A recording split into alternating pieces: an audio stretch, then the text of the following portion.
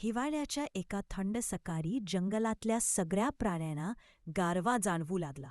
मोऱ्यामोर आपली पिसन थरथरत गोठ्याजवळ उभा होता, तेव्हा त्याचा मित्र झब्बू ससा उड्या मारत आला. मोऱ्या, एवढा थरथरतोयस का? झब्बूने विचारलं.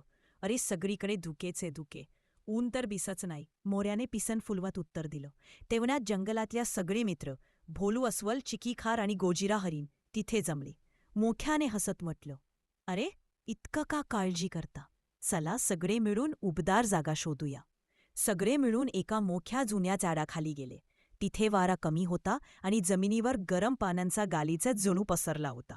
चिकीखारीने कोरडी काडी आणली आणि भोलूने पानन सगळ्यांनी मिळून एक छोटं सुरक्षित उबदार घड्यात तयार केला.